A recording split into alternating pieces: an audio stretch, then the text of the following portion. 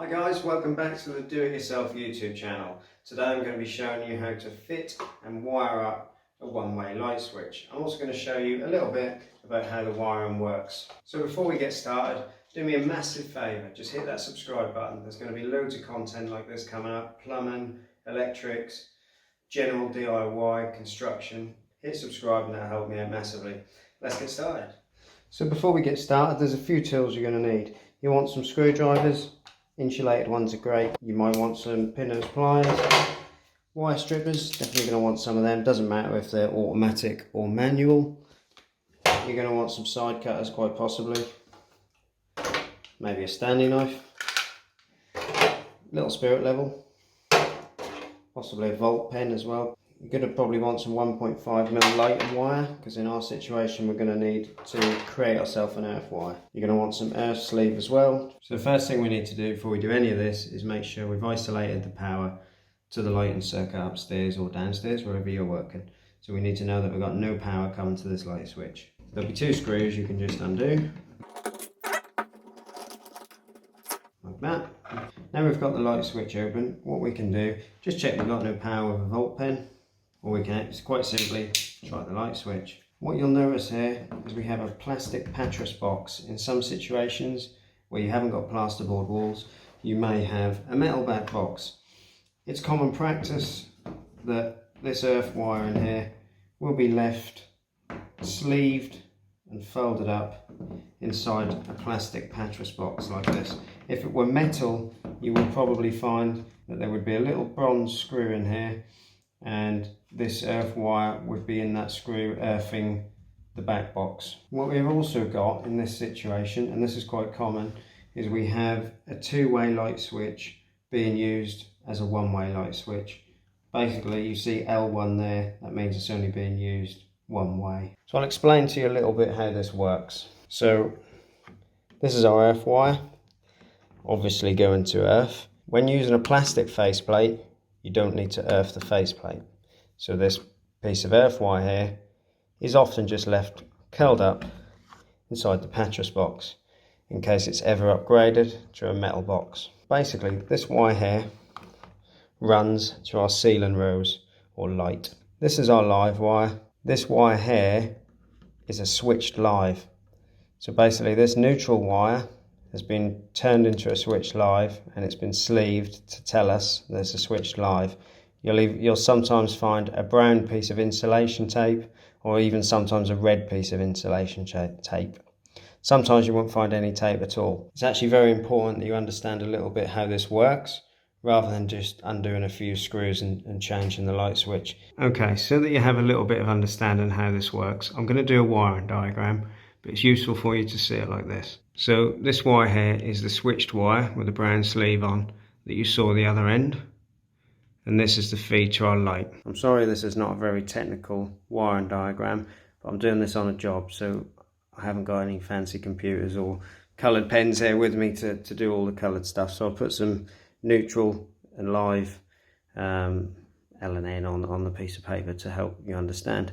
Basically what happens, the feed, the consumer unit downstairs, there's a 1 or 1.5mm wire coming up the wall feeding all the lighting circuit upstairs. Okay, you've got a wire running in here to our first room. This is our first room, if you like. So it comes into our first room. You've got neutrals in the ceiling rows, lives which will all be bunched together in the ceiling rows, and then earths as well, which will all be bunched together in the ceiling rows. Okay, they then go back up into the ceiling and across to our next room. The bit we're really interested in is the light and our switch here. So what we have is we have a live wire coming out of our ceiling rows, or up into the ceiling, then down the wall to our switch. That's the easiest way of thinking about it. It's just 1 3/4 piece of wire, and basically this live comes up, goes down to our switch, and then we have our neutral wire that's in that 3/4 piece that will actually turn into our switched live. That's the bit with a little sleeve on it. Okay, that'll turn into a switched live. So when we press our switch, this little gate here closes and creates our circuit, and it goes back to our light. Okay, the little L here goes back into the rows to our light. Our light comes on, and we complete the circuit with our neutral here coming back up to our neutral terminal. Our earth, which is inside that 3-core piece, is just terminated inside the back box. That's not doing anything. However, it will be doing something when we upgrade to a metal faceplate. I hope that makes some sense to you. If you want to see more on this, there's a lot more detailed stuff coming up, so please subscribe to the channel. Okay, so now you understand a little bit how this works. Let's take it apart. So you want to undo this little screw in the top here. That's our common wire, or our live, to our switch. And then over here you can see it says L1. Okay, if you've got a one-way switch on here, you won't have an L2, it'll just say L1. Okay, take that little screw out of there.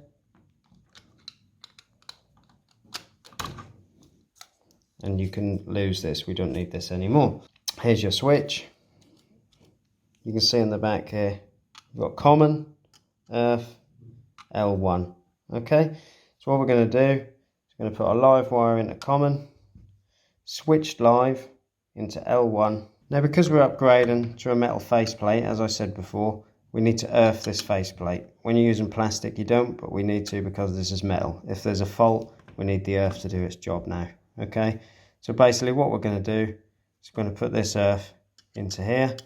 If we had a metal back box as well, we'd have a small terminal here and we would put this earth into the metal back box. Then what we'd do, we would cut ourselves another piece of wire, which I'll show you how to do in case you've got a metal back box, and we would create a new earth to this faceplate. We'd take a piece of wire, just strip a piece of wire out, and we'd take a bit of earth sleeve, and we'd put that wire in that earth sleeve, like so.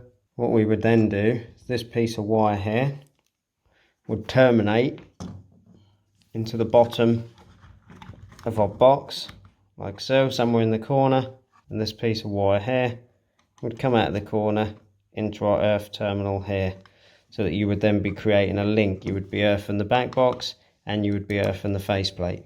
Handily for us, all we need to do is snip this earth sleeve back, and then we just need to put our earth wire into our earthing terminal on the new metal switch.